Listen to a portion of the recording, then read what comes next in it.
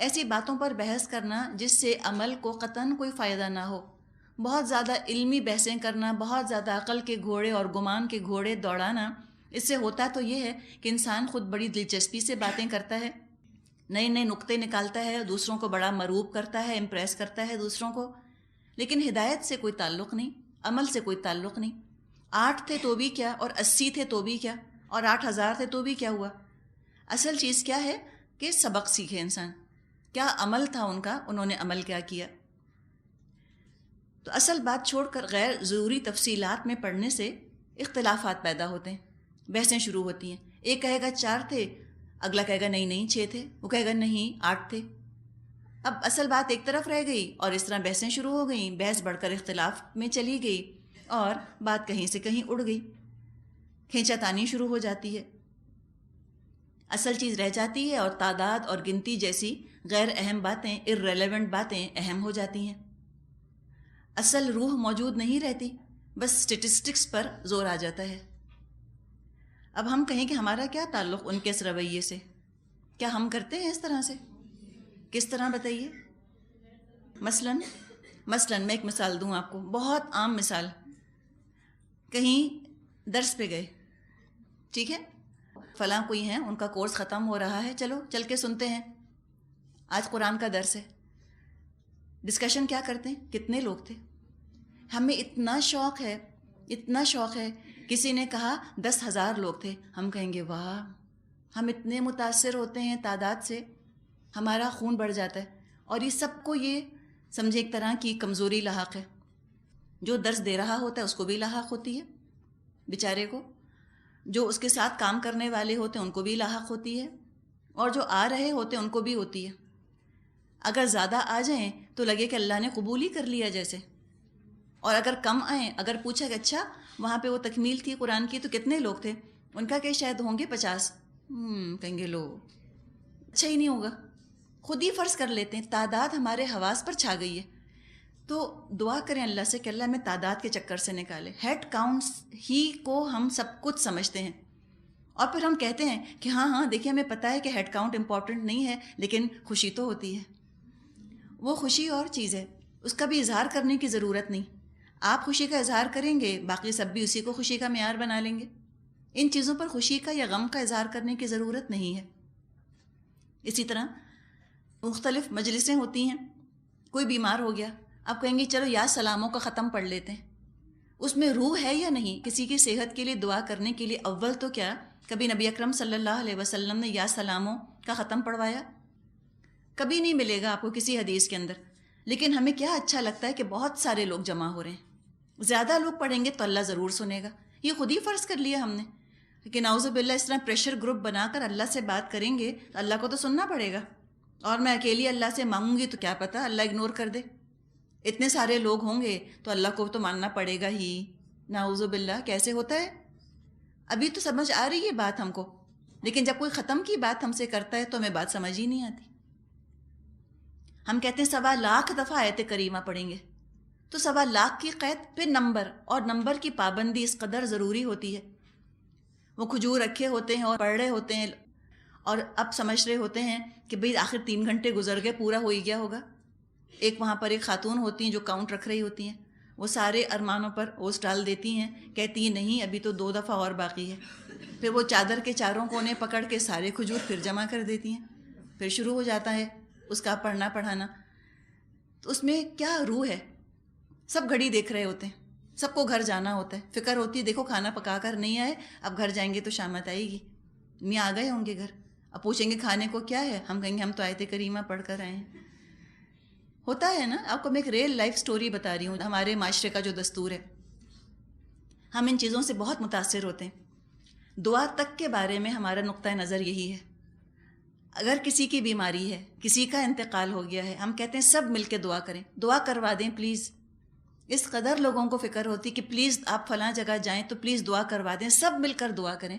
اگر آپ نے خود دل سے دعا کر لی ہے الحمدللہ، اور آپ یہ کسی سے کہہ سکتے ہیں کہ بھئی دعا کریں، لیکن یہ جو ہم شرط رکھ دیتے ہیں کہ فلاں مجلس فلاں محفل میں با آواز بلند سب مل کر دعا کریں، یا آپ سب سے کہیں کہ دعا، یہ کوئی اتنی ضروری چیز نہیں ہے۔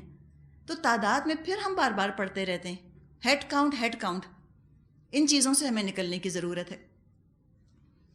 اصل چیز یہ دیکھیں کہ جو بھی کام کیا جا رہا ہے اللہ کی رضا کے لیے کیا جا رہا ہے، نبی اکرم صلی اللہ علیہ وسلم کے طریقے کے مطابق کیا جا رہا ہے، اگر یہ ہے تو الحمدللہ۔ تعداد ٹھیک ہے، یہ کوئی نہیں چاہتا کہ ہم دین کا کام کریں اور کسی پر اثر نہ ہو اور کوئی نہ سننے آئے، یہ تو ان نیچرل ہے اور نہ یہ مقصد ہونا چاہیے۔ ضرور انسان پوری بھرپور کوشش کرے کہ اللہ کی بات سننے زیادہ سے زیادہ لوگ آئیں، تبھی تو تبلیغ ہوگی نا۔ یہ کوشش ضرور کرنی چاہیے، اور اس کے لیے خوشی کا احساس ہونا بھی قدرتی چیز ہے، اور اس خوشی کو پھر چینلائز کیجیے کہ میں یہ اپنے لیے نہیں بلکہ میں اللہ کے لیے خوش ہو رہی ہوں کہ اللہ کا کلام سننے کے لیے اتنے لوگ آ گئے، اور اس خوشی کو اپنی ذات تک محدود رکھیں، اب اس کے بارے میں ڈسکشن نہ کریں، لوگوں سے بات نہ کریں۔ اصل چیز جو تھی وہ تو یہ ہے کہ جو یہ اصحاب کہف تھے، کیسے اللہ پر انہوں نے توکل کیا، کیسے یہ ایمان پر ڈٹے رہے، کیسے انہوں نے مخالفت کے ڈر سے حق نہیں چھوڑا۔ یہ سبق ہیں جو کہ سیکھنے والے ہیں۔ حق کے ساتھ اگر کم لوگ بھی ہوں تو کافی ہیں،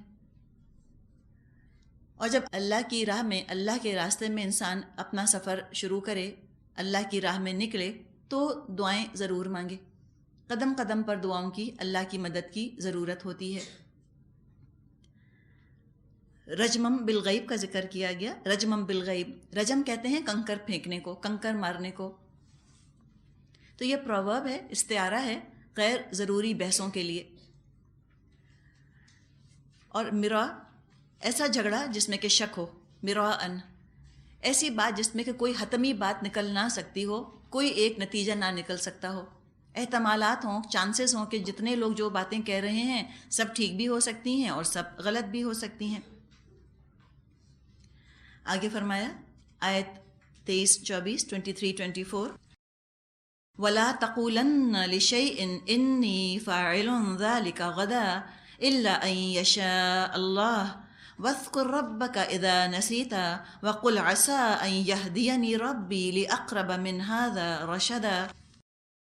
اور دیکھو، کسی چیز کے بارے میں کبھی یہ نہ کہا کرو کہ میں کل یہ کام کر دوں گا، الا یہ کہ اللہ چاہے۔ اگر بھولے سے ایسی بات زبان سے نکل جائے تو فوراً اپنے رب کو یاد کرو اور کہو امید ہے میرا رب اس معاملے میں رشد سے قریب تر بات کی طرف میری رہنمائی فرمائے گا۔ پس منظر میں یہ بات آتی ہے کہ جب مشرکین مکہ نے نبی اکرم صلی اللہ علیہ وسلم سے یہ سوالات پوچھے تو آپ نے فرمایا ٹھیک ہے، میں کل اس کا جواب دے دوں گا، اس بھروسے پر کہ جبریل علیہ السلام تو آتے ہی رہتے ہیں، وہ آئیں گے، ان سے پوچھ لیں گے۔ اب دن پر دن گزرتے گئے، بعض روایات میں آتا ہے کہ 15 دن گزر گئے اور جبریل علیہ السلام تشریف نہ لائے۔ تب سوچیں کہ نبی اکرم صلی اللہ علیہ وسلم کی حیثیت کتنی تکلیف دہ ہو گئی ہوگی، ان کی پوزیشن کتنی آکورڈ ہو گئی ہوگی۔ لوگ تو ہیں مذاق اڑانے پر تیار ہو گئے ہوں گے کہ دیکھو ہم نے ان سے سوالات پوچھے، جواب نہیں دے رہے۔ 15 دن گزرنے کے بعد یہ ہدایات آئیں کہ کبھی یوں مت کہیے کہ میں یہ کام کل کر لوں گا۔ جب بھی کل کا ذکر کرے، کسی ارادے کا ذکر کرے انسان آئندہ کے لیے، ساتھ میں انشاءاللہ ضرور کہے۔ کوئی بھی کام جس کو پورا ہونا ہوتا ہے اس کے 2 کمپوننٹس ہوتے ہیں، 2 حصے ہوتے ہیں، ایک ہمارا ارادہ، ایک اللہ کا ارادہ۔ میں نے ارادہ کیا، یوں سمجھیں کہ 50% کام ہو گیا، اس کے بعد اللہ کی طرف سے اجازت نامہ آئے گا تو پھر 50% وہ پورا ہوگا، اور دونوں چیزیں مل کر ارادے کو پورا کر دیں گی۔ اگر اللہ کی طرف سے اجازت نہیں آئے گی، گرین سگنل نہیں ملے گا، تو میرا ارادہ پورا نہیں ہوگا۔ علی رضی اللہ عنہ نے فرمایا عرفت ربی بفسق العزائم، میں نے اپنے رب کو پہچانا ہے اپنے ارادوں کے ٹوٹنے سے۔ اگر میرا ارادہ سب کچھ ہوتا اور اللہ کا وجود نہ ہوتا تو ہم جو ارادہ کرتے پورا ہو جانا چاہیے تھا، لیکن ہوتا نہیں، پتہ چلا کسی اور کی مرضی ہے جو کہ غالب آتی ہے، جو کہ ڈومینیٹ کرتی ہے۔ تو انسان ضرور کسی کام کا ارادہ کرے، کوئی حرج نہیں، لیکن ساتھ ساتھ انشاءاللہ ضرور کہے۔ تو یہاں تو صرف کل کی بات پہ روکا گیا ہے، کہ لا تقولن لشیء انی فاعل ذلک غدا، کل جو کہ نیئرسٹ فیوچر ہے، کل کا دن، tomorrow I will do it, میں کل کر لوں گی، یہ تک کہنے میں انشاءاللہ کہنا چاہیے۔ کہاں کہ انسان اگلے 20 30 50 سال کا نقشہ اپنے ذہن میں بنا لے کہ ہم یہ کر لیں گے، پھر یوں ہو جائے گا، پھر ایسے کر لیں گے، پھر ویسے کر لیں گے، اور انشاءاللہ نہ کہیں، یہ بات انتہائی غیر مناسب ہے۔ اب انشاءاللہ کیوں کہا جائے؟ اس لیے کہا جائے کہ مستقبل پر غیب کا پردہ پڑا ہوا ہے، پہلی بات تو یہ۔ اگر اللہ نے چاہا ہم کہیں اپنے مستقبل کے پلان کے ساتھ، وجہ یہ ہے کہ مستقبل ہم نے دیکھا نہیں، ہمارے اختیار میں ہے نہیں، اس پر تو غیب کا پردہ پڑا ہوا ہے۔ یوں سمجھیں کہ کل کا دن، آنے والا کل، ٹمورو، ایک بند کمرے کی طرح ہے، کلوز روم ہے، اور جس کی چابی، اس کی صرف اور صرف اللہ کے ہاتھ میں ہے۔ اس کو ہم ٹھوک لیں اپنے ذہن کے اندر، مستقبل میں کوئی انسان نہیں جھانک سکتا، کوئی نہیں، رسول تک نہیں جان سکتے کل کیا ہونے والا ہے۔ صرف اور صرف یہ اللہ کے علم میں بات ہے۔ کوئی کھڑکی اس کے اندر نہیں بنی اس کل کے کمرے میں کہ ہم جھانک کر دیکھ لیں، کسی کے پاس کوئی ایکسٹرا چابی نہیں ہے کہ کھول کر دیکھ لے، لہٰذا سب کو انتظار کرنا ہے۔ تو جب بھی ہم کل کا کوئی ارادہ کریں، ساتھ میں کہہ دیں اگر اللہ نے چاہا تو ہوگا، اللہ ہی جانتا ہے کل کیا ہونے والا ہے۔ اور انشاءاللہ کے بارے میں یہ بات تو ہمارے علم میں ہے ہی کہ یہ مسلمانوں کے عام مجلسی کلمات میں شمار ہوتا ہے، ایک سوشل ایٹیکیٹس کا حصہ ہے ہمارے۔ آرام سے ہم کہہ دیتے ہیں انشاءاللہ، ٹھیک ہے انشاءاللہ کل یوں کر لیں گے، انشاءاللہ کل یہ شروع کریں گے، الحمدللہ یہ بہت اچھی چیز ہے۔ ہر مجلس میں اس طرح اگر اللہ کا نام لے لیا جائے تو مجلس جو ہے وہ قیامت کے دن نقصان کا یا پچھتاوے کا سبب نہیں بنے گی انشاءاللہ تعالی۔ اور انشاءاللہ کہنا یہ اپنے پیس آف مائنڈ کے لیے، اپنے ذہنی سکون کے لیے بھی بڑا ہی کارآمد ہے، بڑا یوزفل ہے۔ کوئی کام کا آپ نے ارادہ کیا، پھر آپ نے کہہ دیا انشاءاللہ، تو اللہ کی مدد آپ نے شامل کر لی، اور انسان کا بھروسہ اور توکل اپنی ذات کے بجائے اللہ کی ذات پر ہو جاتا ہے۔ پھر کام اگر اپنے ارادے کے مطابق، اپنی پسند کے مطابق ہو جائے، جو چاہا تھا وہ ہو جائے، تو دل سے اللہ کا انسان شکر ادا کرتا ہے کہ اللہ تیرا احسان ہے، الحمدللہ تو نے یہ کام پورا کرا دیا۔ اور اپنی پسند کی جب چیز انسان کو ملتی ہے، خوشی اور شکر کے جذبات جب اٹھتے ہیں، یہ چیز اپنی خوشی اور اللہ سے قریب کر دیتی ہے انسان کو۔ انسان کوئی کریڈٹ نہیں لیتا، وہ کہتے ہیں نا کہ there is many a slip between the cup and the lip. بہت سے مسائل کھڑے ہو سکتے ہیں، چائے کی پیالی اٹھا کر ہونٹوں تک لے جانا بھی ایک بڑا کام ہے، بیچ میں ہاتھ ہل جائے، چائے گر جائے، انسان جل جائے، کچھ بھی ہو سکتا ہے۔ تو بہت سلپس آ سکتے ہیں معمولی کاموں میں۔ حقیقت ہے کہ اللہ ہی چاہتا ہے تو وہ کام پورے ہوتے ہیں۔ جتنے خطرات اور جتنے اندیشے اور جتنے رسکس ہوتے ہیں اس کام کے اندر، اپنے گھروں سے نکل کر کسی جگہ خیریت سے پہنچ جانا یہ کوئی معمولی کام ہے؟ اگر آپ دیکھیں کتنے خطرات ہو سکتے ہیں بیچ میں، اللہ تعالیٰ نے چاہا الحمدللہ خیر عافیت سے اس نے وہ کام پورا کروا دیا۔ تو جب انسان کا کوئی کام مکمل ہوتا ہے تو پھر اللہ سے وہ اور قریب ہو جاتا ہے۔ وہ جانتا ہے کہ اسباب میں تاثیر پیدا کرنے والا اللہ ہے، جب چاہے اسباب کی تاثیر ختم کر دے، جب چاہے اللہ تعالیٰ ویز اینڈ مینز ہمیں کام نہ دیں، ہم کچھ نہ کر سکیں۔ تو خوشی میں انسان اللہ کے قریب ہوتا ہے انشاءاللہ کہنے سے۔ اور اگر کام ہمارے ارادے، ہماری مرضی کے مطابق نہ ہو تو تھوڑی دیر انسان ہونے کے ناطے افسوس تو ہوتا ہے، انسان ہے، ظاہر ہے، پتھر تو نہیں ہے، روبوٹس تو نہیں ہیں، جذبات ہیں، ہمارے احساسات ہیں۔ بڑی پلاننگ کی، بڑی محنت کی، بہت بھاگ دوڑ کی، اتنی کوشش کی، پھر وہ کام جو ہے ہماری مرضی کا نہ ہو سکا، تھوڑی دیر کا افسوس ہوتا ہے، لیکن انسان پر کوئی اس کا مستقل داغ نہیں لگ جاتا، کوئی پرماننٹ اس کے اوپر امپیکٹ نہیں آتا ان چیزوں کا۔ مایوسی اور رنج اور غم اور فرسٹریشن کا وہ شکار نہیں ہوتا، اس کی نروز نہیں شیٹر ہو جاتی، نروس ریک نہیں ہو جاتا ناکامی کی وجہ سے۔ وہ یہ سوچتا ہے کہ اگر یہ کام نہیں ہوا، اس کا مطلب ہے کہ اللہ نے اس میں میرے لیے کوئی بہتری ہی رکھی تھی، اچھا ہی ہوا جو یہ کام نہیں ہوا، اللہ تعالیٰ اس سے بہتر کوئی راہ نکالے گا۔ جو یہاں فرمایا کہ قل عسى ان يهديني ربي لاقرب من هذا رشدا، ہو سکتا ہے کہ اللہ اس سے بہتر کوئی راستہ نکال دے میرے لیے۔ اب کوئی کام جو ہے وہ آپ کی مرضی کا نہیں ہوا، کوئی بات نہیں، آپ سوچیں اسی میں بہتری تھی، اللہ تعالیٰ اس سے بہتر مجھے کوئی چیز دینا چاہتا ہے، تو انسان کے اندر پھر سے توانائی آ جاتی ہے، پھر سے انرجی آ جاتی ہے، پھر سے انسان سرگرمی کے ساتھ، انرجی کے ساتھ، محنت کے ساتھ دوبارہ سے وہ کام شروع کر دیتا ہے۔ الحمدللہ۔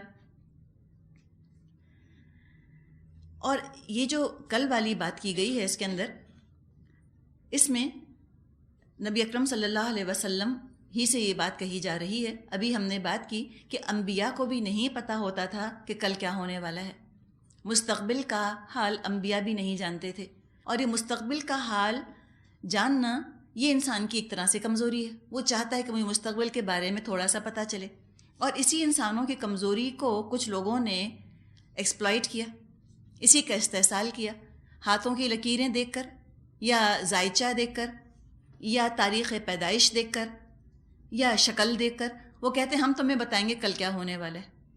جب رسول کو نہیں پتا تو کسی اور کو کیا پتہ چلے گا؟ سیرت میں دیکھیں ہم، نبی اکرم صلی اللہ علیہ وسلم نے طائف کا سفر کیا، جو آپ نے چاہا وہ نتائج وہاں نہ نکلے۔ اگر آپ عالم الغیب ہوتے تو آپ کو پتہ ہوتا کہ طائف جانا بیکار ہے، وہ لوگ نہیں بات سنیں گے، لیکن پتہ چلا کہ آپ کے پاس غیب کا علم، کل کا علم نہیں تھا، جو آپ نے چاہا، جو آپ نے ارادہ کیا وہ آپ کو حاصل نہ ہو سکا،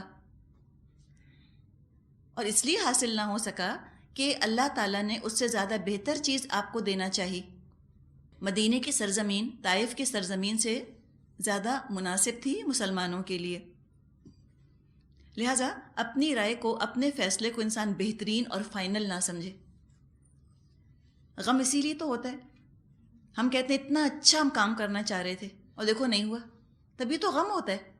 ہم اپنے آپ کو بعض دفعہ اوور ایسٹیمیٹ کرتے ہیں، اپنے فیصلے کو، اپنی رائے کو نہ بہترین سمجھیں، نہ فائنل سمجھیں، نہ حتمی سمجھیں،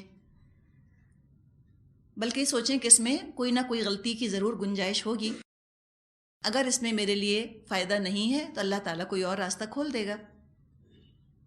اور اللہ کی رضا جاننے کے لیے دعا استخارہ سکھائی گئی ہے کہ ہم اللہ تعالیٰ کو خیر کے لیے پکاریں کہ اللہ میں یہ کام کرنا چاہ رہا ہوں، جو خیر ہو، جو بھلائی ہو وہ مجھے بتا دے، اس کی طرف میرا رجحان کر دے۔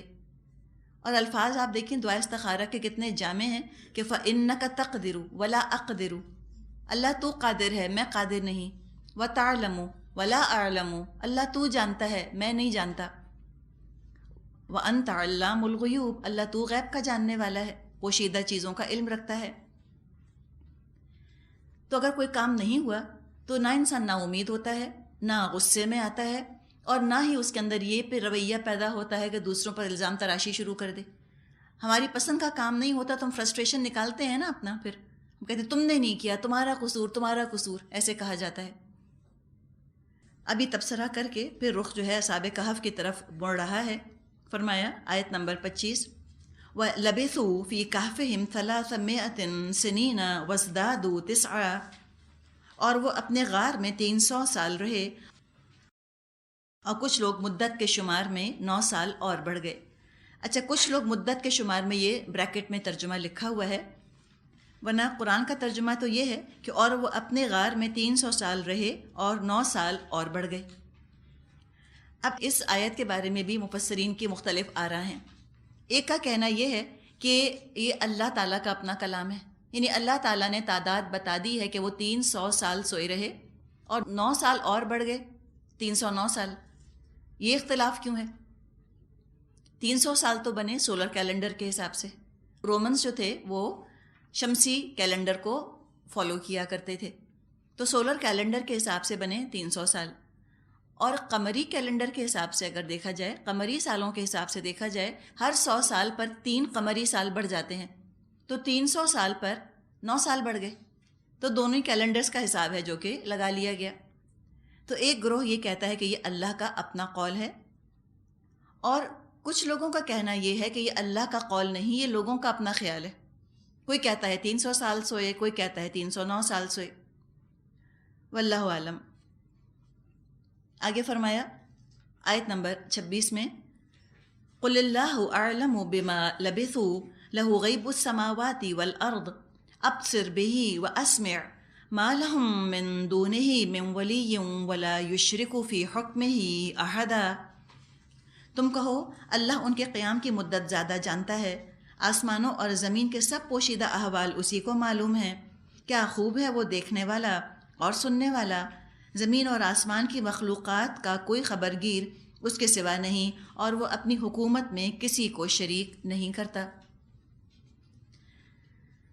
اللہ تعالیٰ کو عالم الغیب اگر انسان مان لے تو پھر بہت اس کو چین آ جاتا ہے، اطمینان نصیب ہو جاتا ہے، اور وہ مستقبل کی تلاش میں غیب کے بارے میں نہ بحثیں کرتا ہے، نہ فکر میں رہتا ہے۔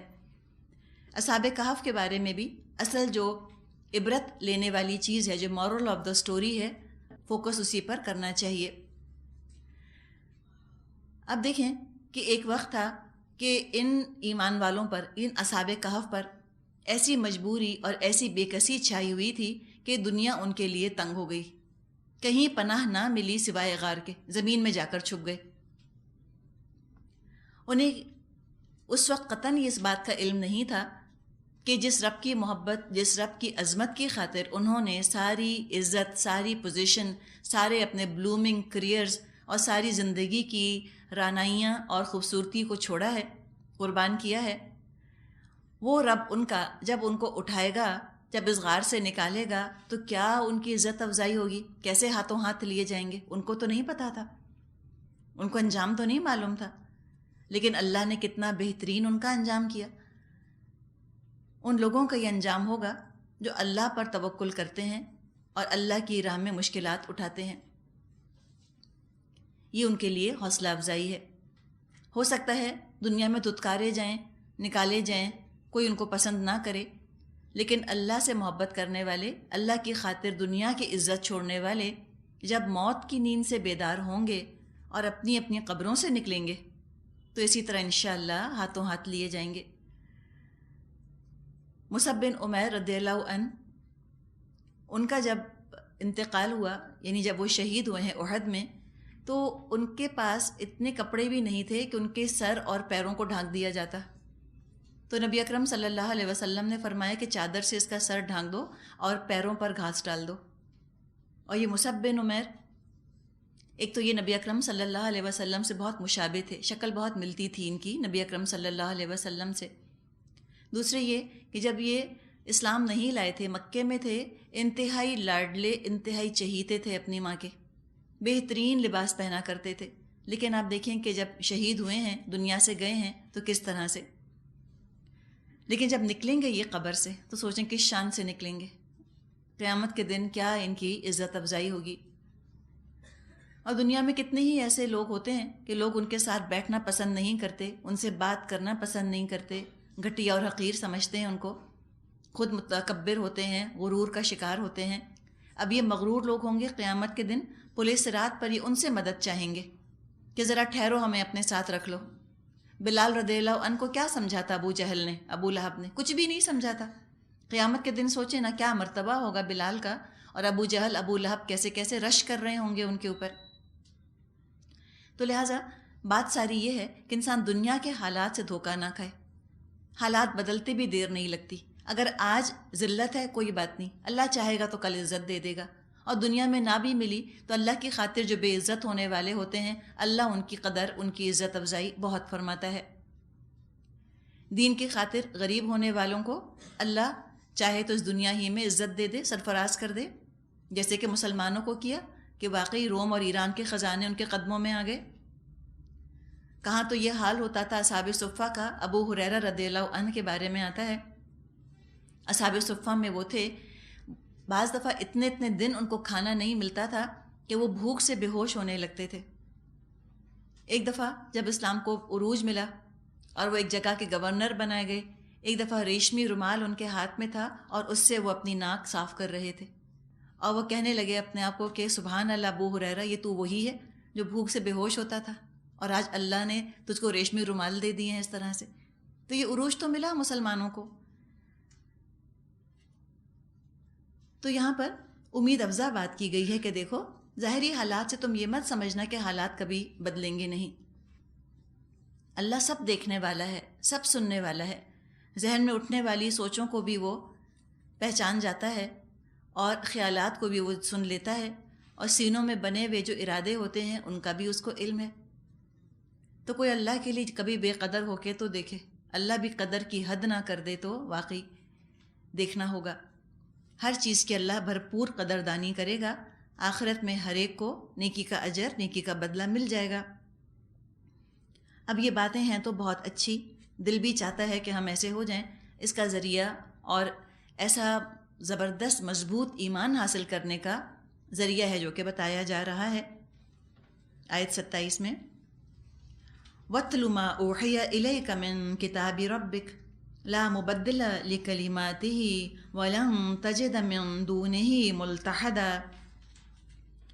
اے نبی صلی اللہ علیہ وسلم، آپ کے رب کی کتاب میں سے جو کچھ آپ پر وحی کیا گیا ہے اس کو آپ آگے سنا دیجئے، اس کے احکامات کو، اس کی باتوں کو بدلنے والا کوئی نہیں، اور اگر کوئی یہ کام کرتا ہے تو اس سے بچ کر بھاگنے کے لیے آپ کوئی جائے پناہ نہ پائیں گے۔ یہاں پر اللہ کی کتاب کا ذکر کیا گیا کہ پڑھ سناؤ لوگوں کو جو وحی کیا گیا ہے۔ یہ قرآن ہی ہے، عروۃ الوثقی، مضبوط کنڈا۔ جب تک انسان قرآن سے جڑا رہتا ہے اس میں ہمت رہتی ہے۔ جیسے میگنیٹ ہے، میگنیٹ کے پاس اگر آپ آئرن کے پیسز ڈال دیں، لوہے کے ٹکڑے ڈال دیں، میگنیٹ کے ساتھ رہنے کی وجہ سے وہ چھوٹے چھوٹے لوہے کے ٹکڑے بھی مقناطیس بن جائیں گے، وہ بھی میگنیٹ بن جائیں گے۔ لیکن اگر آپ ان لوہے کے ٹکڑوں کو پھر مقناطیس کے پاس سے ہٹا دیں، پھر وہ لوہے کے ٹکڑے رہ جاتے ہیں۔ تو ہم انسانوں کا یہی حال ہے۔ اگر ہم قرآن کے ساتھ جڑے رہتے ہیں، ہمارے اندر انرجی رہتی ہے، ہمارا عقیدہ درست رہتا ہے، کام کرنے کی آرزو دل میں اٹھتی رہتی ہے، ہم عمل پر پختہ ہوتے رہتے ہیں، مخالفتیں برداشت کر لیتا ہے انسان، حق نہیں چھوڑتا، حق پر کمپرومائز نہیں کرتا۔ اور جو قرآن سے دور ہٹ جاتا ہے، آہستہ آہستہ پھر آپ دیکھیں کہ اس کے ایمان کے اندر بھی کمی آنے لگتی ہے لازمی طور پہ۔ تو یہ ہے وہ ذریعہ، اللہ کی کتاب، اور خود بھی انسان اس پر عمل کرے، خود بھی پڑھے، اوروں کو بھی سنائے، اپنی حد تک اس کو خالی محدود نہ رکھے۔ اس کتاب کو پہنچانے کا جو طریقہ اختیار کیا گیا وہ تھا اس کو سنوانے کا۔ وَاتْلُو، پڑھیے، مَا أُوحِيَ إِلَيْكَ مِن كِتَابِ رَبِّكَ، آپ پڑھ سنائیے ان کو۔ پہلے قرآن کو سنوایا گیا، پہلے قرآن کو پڑھوایا نہیں گیا، اور یہ حقیقت ہے کہ قرآن کا مزاج سننے والا ہے۔ جیسے سن کے یہ کتاب سمجھ آتی ہے، ایسے یہ پڑھ کے سمجھ نہیں آتی۔ کتنے ہی لوگوں سے آپ نے سنا ہوگا، وہ کہتے ہیں کہ ہم اتنے عرصے سے قرآن پڑھ رہے ہیں اپنے گھروں میں، ہمیں یہ بات سمجھ نہیں آئی، ہمیں وہ بات سمجھ نہیں آئی۔ کوئی اور جب بتاتا ہے تو بات کھل کر سمجھ میں آ جاتی ہے۔ نبی اکرم صلی اللہ علیہ وسلم کے بھی کاموں میں یہ کام شامل تھا کہ یتلو علیہم آیاتہ، وہ پڑھ سناتے ہیں ان کو اللہ کی آیات، ویزکیہم، پھر ان کا تزکیہ کرتے ہیں۔ اور یہ خود پڑھنے میں اور سننے میں ہے بھی بڑا فرق۔ جب انسان پڑھتا ہے تو گھر میں تنہا بیٹھ کے بھی پڑھ سکتا ہے، لیکن جب وہ سننا چاہتا ہے تو زندگی کی مصروفیات سے وقت نکالتا ہے، ایک خاص مجلس میں، خاص محفل میں جا کر بیٹھتا ہے، ہر طرح کی مصروفیات سے، ڈسٹریکشن سے اپنے آپ کو آزاد کرتا ہے، پھر ایک پورا ماحول بنتا ہے، وہاں پر صحبت اس کو ملتی ہے، اور ماحول کا حقیقت ہے کہ انسان پر بڑا گہرا اثر ہوتا ہے۔ آج سائنس کی ترقی کی وجہ سے سننے کا ذریعہ اور بھی بن گیا ہے، کیسٹس ہوتے ہیں، وہ بھی الحمدللہ اچھی چیز ہے، لیکن یہ بھی تجربہ بتاتا ہے کہ لائیو سننا اور کیسٹ سننا، اس میں بڑا فرق ہے۔ ایک بات ہے جو کہ آپ اس محفل مجلس میں بیٹھ کے سن رہے ہوں، اور وہی بات آپ بعد میں گھر جا کر کیسٹ سے سنیں، وہ بات نہیں آ پاتی۔ کوئی نہ کوئی فرق ہے جو کہ یقیناً واقع ہو جاتا ہے، اور وہ فرق ہے ماحول کا۔ بات پلس ماحول، اثر میں بڑا فرق پڑ جاتا ہے۔ جیسے آپ دیکھیں، ایک نماز ہے جو ہم گھر میں پڑھتے ہیں، ٹھیک ہے، ایک نماز ہے جو ہم اپنے محلے کی مسجد میں پڑھتے ہیں، ایک نماز ہم پڑھتے ہیں مسجد حرام میں۔ تو نماز ہی ہے، فرق کس چیز کا ہوا؟ ماحول کا فرق پڑ جاتا ہے، زمین آسمان کا فرق ہو جاتا ہے، فریم آف مائنڈ ہی چینج ہو جاتا ہے انسان کا، اس کا جذب بڑھ جاتا ہے، ایبزارپشن بڑھ جاتا ہے۔ اور اس طرح جب کسی محفل میں جایا جاتا ہے قرآن سننے کے لیے، اس صورت میں عمل میں تبدیلی بھی نسبتاً تیز ہوتی ہے، اور جب ایسی محفلوں میں انسان جانا چھوڑ دے، قرآن سننا چھوڑ دے، استقامت میں کمی آ جاتی ہے، اچھے برے کی پہچان میں شک پڑنے لگتا ہے، انسان کمپرومائز پر، مصالحت پر اتر آتا ہے، اس لیے کہ تنہا معاشرے کا مقابلہ کرنا آسان کام نہیں ہے۔ سب مل کر ایک جماعت بن کر اکٹھے کام کرتے ہیں تو آسان ہوتا ہے۔ جیسے آپ مثال کے طور پہ سمندر کے کنارے کھڑی ہیں اور سامنے سے تیز موج آ رہی ہے، آپ اکیلی ہوں گی، قدم ڈگمگا جائیں گے، لڑکھڑا جائیں گی، اور 4-5 لوگ ہاتھ میں ہاتھ ڈال کر کھڑے ہوں گے تو سہار جائیں گے اس موج کی مخالفت کو، اس موج کے دباؤ کو۔ تو یہ بالکل یہی چیز معاشرے کے ساتھ بھی ہے۔ تو انسان کو قرآن کے ساتھ جڑ کر رہنا بہت فائدہ دیتا ہے، کسی مجلس میں جانا۔ اور ایک اور فائدہ قرآن سننے جانے کا جو ہوتا ہے وہ یہ ہوتا ہے کہ نیک صحبت میسر آتی ہے، اچھے ساتھی بنتے ہیں، اچھے دوست بنتے ہیں۔ اچھا، یہ جو بات یہاں کی گئی ہے کہ لا مبدل لکلماتہ ولن تجد من دونہ ملتحدا، کہ اللہ کی باتوں کو بدلنے والا کوئی نہیں، یعنی اگر اللہ کی باتوں کو کسی نے بدلنا چاہا تو یہ نعوذ باللہ کوئی عتاب نہیں ہے نبی اکرم صلی اللہ علیہ وسلم پر کہ اے رسول آپ کا کوئی ارادہ ہے کہ آپ اللہ کے کلام کو بدل ڈالیں گے۔ وہی بات ہے کہ خطاب ہے اللہ کے رسول سے، عتاب ہے کفار پر کہ تم ہمارے رسول سے کبھی کوئی توقع بھی مت رکھنا کہ وہ اس کلام کے اندر تبدیلی کریں گے۔ تو خطاب لیکن بظاہر نبی اکرم صلی اللہ علیہ وسلم سے ہے کہ وَلَن تَجِدَ مِن دُونِهِ مُلْتَحَدًا، کہ اگر کسی اور کی خاطر اس کتاب میں رد و بدل کیا تو آپ اللہ کے سوا کوئی اور جائے پناہ نہ پائیں گے۔ اور ہم سب کے بھی کان کھڑے کیے جا رہے ہیں، ہمیں وارن کیا جا رہا ہے کہ لوگوں کو راضی کرنے کے لیے کتاب میں تبدیلی مت کرنا، ورنہ اللہ کی پکڑ سے بچانے والا کوئی نہ ہوگا۔ کسی کو غلط فہمی نہ رہے کہ اس کتاب کو بدل کر ہم اللہ کے ہاں بچ جائیں گے۔ بدلنا ہمیں ہے، کتاب کو نہیں بدلنا، بدلنا ہمیں ہے۔ اگر ہم نہ بدلے، ہم نے رویہ ٹھیک نہ کیا اپنا، تو کتاب تو نہیں بدلے گی۔ وہ تو کہتے ہیں بدل دو، وعدے کی جگہ وعید کو لے آؤ اور وعید کی جگہ وعدے لگا دو۔ جن باتوں پر قرآن دھمکیاں دے رہا ہے ان کو بدل دو۔ جو گناہ کے کام ہیں ان پر خوشخبریاں ہوں، اور جو نیکی کے کام ہیں ان پر انذار ہو، وارننگ ہو، تو لوگ بہت خوش ہو جائیں۔ لیکن نہیں، کتاب نہیں بدلے گی، ہمیں بدلنا ہوگا۔ اور کوئی اس خوش فہمی کا شکار نہ رہے کہ یہاں اس پر عمل نہ کر کے بھی اس انجام سے بچ جائیں گے جس کے بارے میں قرآن میں اتنی سخت وعید آتی ہے۔ اللہ کی بات، اللہ کے کلام کو بدلنے والا کوئی نہیں۔ اب آگے ذکر کیا آیت 28، وَاصْبِرْ نَفْسَكَ مَعَ الَّذِينَ يَدْعُونَ رَبَّهُمْ بِالْغَدَاةِ وَالْعَشِيِّ يُرِيدُونَ وَجْهَهُ وَلَا تَعْدُ عَيْنَاكَ عَنْهُمْ تُرِيدُ زِينَةَ الْحَيَاةِ الدُّنْيَا وَلَا تُطِعْ مَنْ أَغْفَلْنَا قَلْبَهُ عَنْ ذِكْرِنَا وَاتَّبَعَ هَوَاهُ وَكَانَ أَمْرُهُ فُرُطًا۔ اور اپنے دل کو ان لوگوں کے ساتھ مطمئن کرو جو اپنے رب کی رضا کے طلبگار بن کر صبح و شام اسے پکارتے ہیں، اور ان سے ہرگز نگاہ نہ پھیرو۔ کیا تم دنیا کی زینت پسند کرتے ہو؟ کسی ایسے شخص کی اطاعت نہ کرو جس کے دل کو ہم نے اپنی یاد سے غافل کر دیا ہے، اور جس نے اپنی خواہش نفس کی پیروی اختیار کر لی ہے، اور جس کا طریقہ افراط و تفریط پر مبنی ہے۔ تو یہاں پر آپ دیکھیں کہ نبی اکرم صلی اللہ علیہ وسلم کو جب یہ ہدایت دی جا رہی ہے تو اس سے ماحول اور صحبت کی اہمیت کا ہم اندازہ لگا لیں۔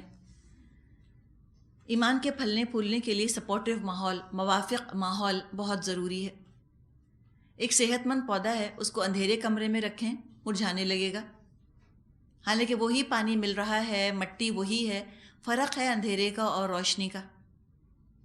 تو جن لوگوں کے دل اندھیرے ہوں، جن میں ایمان کا نور نہ ہو، جب ان کی صحبت انسان اختیار کیے رکھتا ہے تو اس کا اپنا ایمان کا پودا بھی مرجھانے لگتا ہے۔ اندھے دل یا اندھیرے دل، یہ انسان کے ایمان کو نقصان پہنچانے والے لوگ ہوتے ہیں، ایسے دل والوں کے پاس بیٹھنا۔ اور روشن دل والوں کے پاس انسان بیٹھے، جن کے دل ایمان کے نور سے منور ہوں، خود زیادہ اندر خواہش اور طلب پیدا ہوتی ہے عمل کرنے کی، اپنا ہم جو کام کر رہے ہوتے ہیں وہ کم لگتا ہے، دل چاہتا ہے اور زیادہ کریں۔ انسان کا دل، انسان کے جذبات، انسان کی روح، یہ سب چیزیں ماحول کا اثر قبول کرتے ہیں. اور نبی اکرم صلی اللہ علیہ وسلم نے ایک حدیث میں صحبت کی مثال دی ہے. اچھی صحبت کی مثال عطر بیچنے والے انسان کی سی ہے کہ اگر آپ نے اس سے عطر نہ بھی خریدا، آپ عطر والی کی دکان سے اٹھ کر آئیں گے تو کچھ نہ کچھ خوشبو آپ میں سے آ ہی رہی ہوگی، صرف اس لیے کہ آپ جا کر وہاں بیٹھ گئی تھیں عطر والے کے پاس. اور بری صحبت کی مثال ہے کوئلے کی کان. کوئلے کی کان ہے، کوئی بھی کوئلہ نہ لیا لیکن بہرحال کچھ نہ کچھ کالک کپڑوں کے اوپر ضرور لگے گی، نہ چاہتے ہوئے بھی لگے گی. اب جہاں تک کمپنی کا تعلق ہے، صحبت کا تعلق ہے، یہ ہر انسان کی ضرورت ہے. انسانوں کو انہوں نے کہا ہے نا سائیکالوجی میں کہ ہی از اے سوشل اینیمل. اب اینیمل کو نکال دیں لیکن سوشل تو ہے، کوئی شک نہیں. کوئی نہیں چاہتا کہ میں آئسولیٹ ہو جاؤں، میں معاشرے سے کٹ جاؤں، نہ میں کہیں جاؤں، نہ کوئی میرے گھر آئے. یہ تو ایک طرح کی ذہنی بیماری ہے، بالکل لوگوں سے کٹ کے تنہا رہنا، گلنا ملنا تھوڑا یا زیادہ. یہ انسان کی بہرحال ایک معاشرتی ضرورت ہے.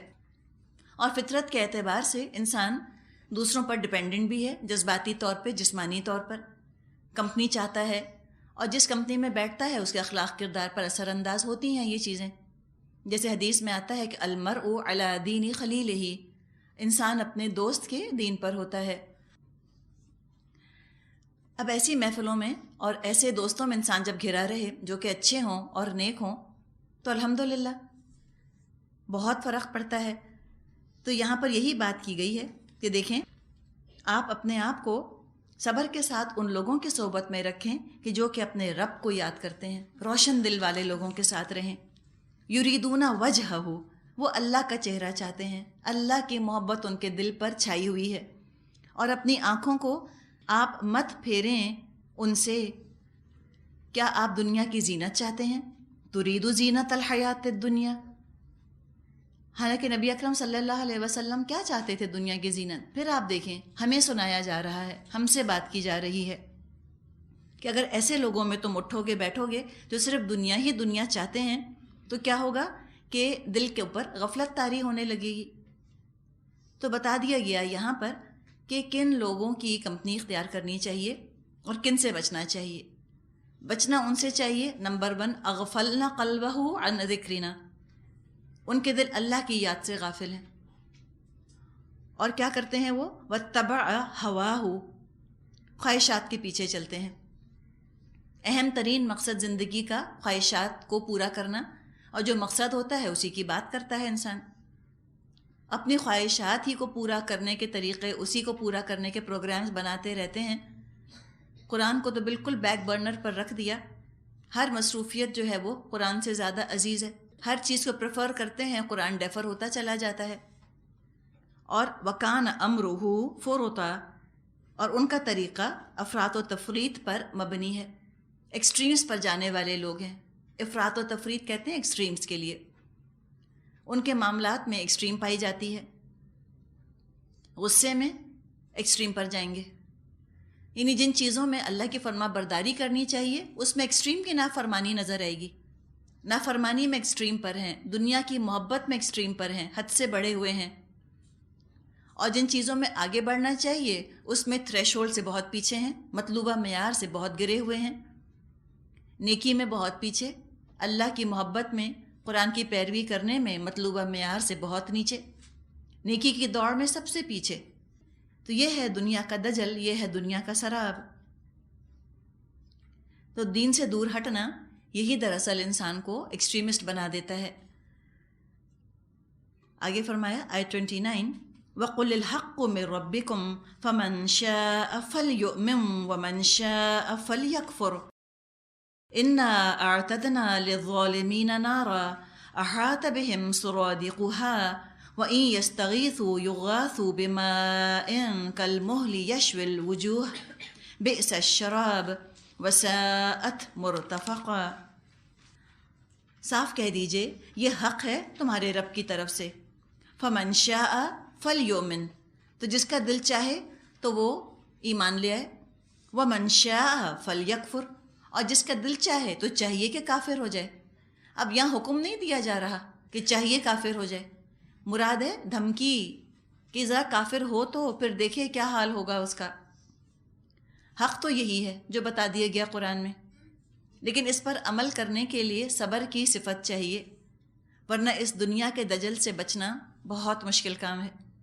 جو اپنی خیریت چاہتا ہے ایمان لے آئے، ایمان کی حفاظت ایمان کے دائرے میں ایک دفعہ آ جائے، پھر یہ دنیا نقصان نہیں دے گی، اپنی خواہشات بھی پوری ہوں گی، ضروریات بھی پوری ہوں گی، خوشیاں بھی ملیں گی، اور تمام چیزوں کا اللہ تعالیٰ نے جائز راستہ رکھا ہے۔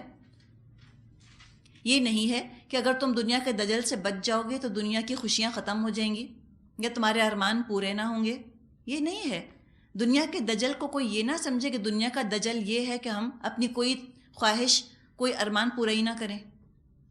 دنیا کا دجل یہ ہے کہ اسی کو مقصد بنا لے، نماز کی فرصت نہ ہو، قرآن کی فرصت نہ ہو، اللہ کا حق ادا کرنے کی فرصت نہ ہو، انسانوں کے حق ادا کرنے کی فرصت نہ ہو، جھوٹ اور بے ایمانی اور دھوکہ اور تمام چیزوں سے انسان کام لینا شروع کر دے، یہ ہے دراصل دنیا کا دجل۔ تو ایمان لے آؤ، پھر دیکھو زندگی اور دنیا کی زندگی بھی اور آخرت کی بھی کیسی سنورتی ہے۔ پھر دنیا حسنتاً وفی الآخرۃ حسنتاً، کیسے انشاءاللہ تعالیٰ اللہ دے گا۔ اور جو چاہے وہ کافر ہو جائے، اور جس نے اللہ کی آیات کا کفر کیا، کفر کر کے وہ کوئی زیادہ دنیا نہیں سمیٹ لے گا۔